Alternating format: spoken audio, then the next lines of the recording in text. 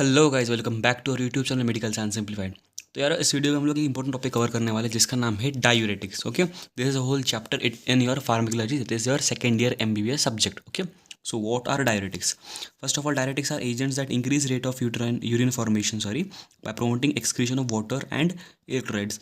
Diuretics मतलब आपका urine output बढ़ाएंगे। ठीक है, यूरिन आउटपुट बढ़ाने के लिए वो या तो एक्सक्रीशन ऑफ वाटर बढ़ाएंगे जिसके साथ इलेक्ट्रोलाइट्स प्राइमरीली सोडियम आयंस आपका वो एक्सक्रीट करवाएंगे। ठीक है, कहाँ से करवाएंगे? किडनी से करवाएंगे। ठीक है, डेफिनेशन में आ गई। Okay, second part, diuretics act on different parts of renal tubule. ठीक है, अब आपको पता है कि parts of the renal tubule क्या हो जाएगा, नहीं पता तो हम लोग आगे इस वीडियो में कवर कर लेंगे। ठीक है, रिड्यूसिंग रीअब्जॉर्प्शन ऑफ एनएम। देखो, कोई चीज़ को बाहर फेंकने के लिए उसको अंदर कम लो और बाहर ज़्यादा फेंको, है ना? तो वही कर रहा है, अंदर कम ले रहा है, रीअब्जॉर्प्शन कम कर रहा है, रिड्यूस कर रहा है of an end other end there by increasing the urine output. Okay, these drugs are widely used in treatment of hypertension, oedema.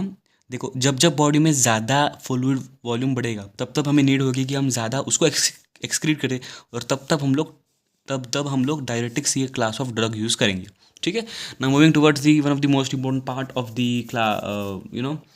Diuretics, that is classification of diuretics. सबसे पहले देखो, थ्री कैटेगरीज हम लोग उसमें categorise करेंगे। सबसे पहले high ceiling, medium efficacy और वीक या एडजुवेंट। ठीक है, हाई सीलिंग इनिबिटर्स में क्या होता है? हाई सीलिंग डायरेटिक्स में क्या होता है? They are inhibitors of sodium potassium and 2 chloride co transporter. Examples furosemide and torsemide. Done है, एग्जाम्पल के साथ मैंने यहाँ पे लिखा है ताकि आप लोगों को अलग से एग्जाम्पल ढूंढने की जरूरत ना पड़े।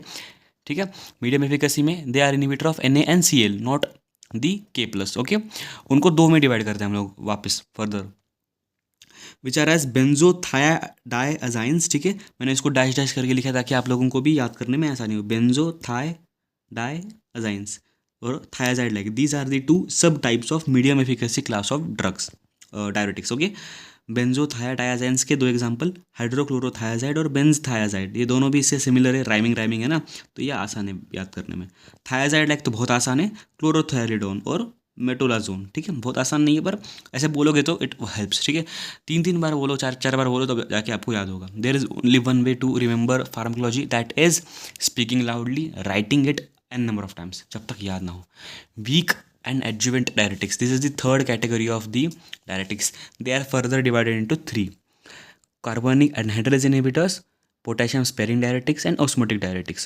Now carbonic anhydrase inhibitors का एग्जांपल है एसिटाजोलामाइड, पोटेशियम स्पेरिन डायरेटिक का एग्जांपल एल्डोस्टेरोन एंटागोनिस्ट, और इसको हम लोग दो में डिवाइड करेंगे वापस, एल्डोस्टेरोन एंटागोनिस्ट और renal epithelial sodium plus channels. ठीक है, इनहिबिटर्स। ठीक है, इसका एमिलोराइड और स्पैनोलेक्टोन। ठीक है, ये चाहे याद करो ना करो, ये थोड़ा याद करना, ये थोड़ा स्पैनोलेक्टोन को बहुत कॉमनली यूज्ड ड्रग है। ठीक है, ऑस्मोटिक डायरेट के एग्जांपल मैनिटोल और ग्लिसरॉल। ठीक है, ये तो हम लोगों ने काफ़ी बार सुना हुआ है। ठीक है, so this was the classification of the diuretics. वापस एक बार फटाफट, हाई सीलिंग, मीडियम एफिकेसी और वीक, ये तीन, इसकी ये दो और इसकी ये तीन। ठीक है, ऐसे कर करके लिख लिख के याद करो, हो जाएगा आपको याद। मैंने कहाँ से लिया है? तो के डी तिवारी या त्रिपाठी ऐसा कुछ फुल फॉर्म में बुक का, उस बुक से ही मैंने लिया है, वो हमारी स्टैंडर्ड बुक है। ठीक है, ठीक है, अगर इतना आ गया है तो आप हम लोग उसको फर्स्ट कैटेगरी को थोड़ा डीप में समझते हैं, हाई सीलिंग को। हाई सीलिंग डायरेटिक जो होता है उसको हम लोग लूप या डायरेटिक भी बोलते हैं। ठीक है, क्वेश्चन अलग से आता है कि what are loop diuretics? They are inhibitors of sodium potassium and 2 chloride co transporters.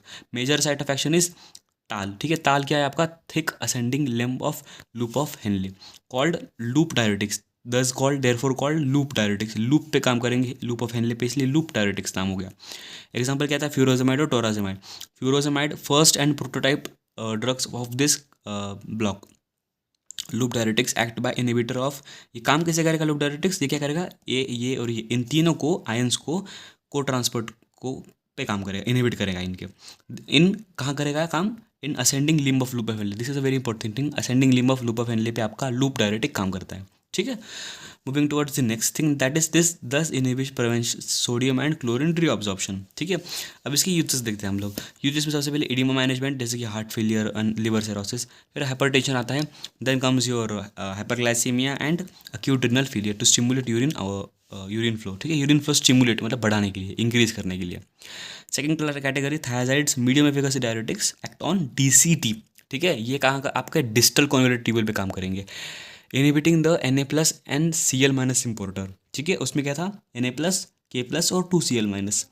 इसमें क्या होगा? कम होगा आपका Na and Cl reabsorption, leading to increase excess excretion of Na and Cl and water. ठीक है, जो कि डायरेटिक्स का बेसिक गोल होता है कि वो वाटर और मेनली आपकी इलेक्ट्रोलाइट्स को एक्सक्रीट आउट करेंगे। यूजेस सेम थिंग, हाइपरटेंशन, इसका एक जो अलग का यूज़ है वो डायबिटीज इंसिपिडस है, ठीक है, मेलाइटस नहीं है, इंसिपिडस है। Only drugs effective in nephrogenic diabetic insipidus, ठीक है, these are the only class of drugs thiazides. So this makes it particular and hence prone to ask in your examination, specially university examination and viva. Thiazide usually administer once in morning so that diuresis does not disturb sleep, है ना। अभी patient को थोड़ी आप रात में दोगे वो सोने से पहले, तो वो क्या करेगा, 10-10 बार आपकी जो है वो he would get up, he और she would get up to pee and then he would eventually और she would eventually land up having disturbed sleep. So you would not prefer ना कि उनको रात में आप क्या बोलोगे, दिन में लो दवाइयाँ वंस इन मॉर्निंग स्पेशली, ताकि वो दिन में भी अगर वो यूरिनेट करना है तो that is not a problem. Pharmacokinetics, all thiazides well absorb orally, no injectable preparations.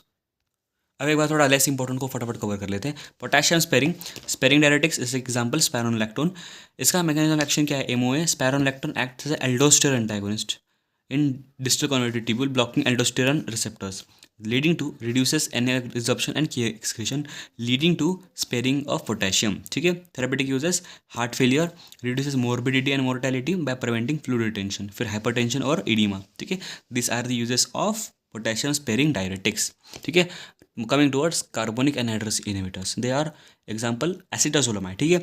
Example बाद में याद कर लो, पहले क्लासिफिकेशन याद कर लो। क्लासिफिकेशन याद होने के बाद एक प्लेन पेज पे लिखो क्लासिफिकेशन याद हो गया है, उसके बाद उसके करस्पॉन्डिंग एग्जाम्पल्स याद करो, ठीक है। तो आप एक एक इसको तोड़ तोड़ के करोगे तो it would be beneficial to you guys as well, ठीक है। मैकेनिज्म एक्शन क्या है दोस्तों, सबसे पहले कार्बोनिक एनहाइड्रेस एक्ट करेगा पीसीटी में, पोस्ट जो आपका सॉरी मैं फुल फॉर्म क्यों याद नहीं आ रहा है, पीसीटी में काम करेगा वो सबका इंपॉर्टेंट, ठीक है। उसमें क्या था, वो टीएल पे काम करता था। हाई सीलिंग जो है वो ताल था, ताल मतलब the thick ascending loop of Henle, high ceiling, ठीक है। थायाजाइड्स कहाँ काम करता था, डीसीटी पे काम करता था, ठीक है। थायाजाइड्स आपका काम करता था डीसीटी पे, वेयर एज आपका कार्बोनिक एनहाइड्रेस पीसीटी पे काम करेगा, ब्लॉकिंग एंजाइम कार्बोनिक एनहाइड्रेस, ठीक है। और थेरेपेटिक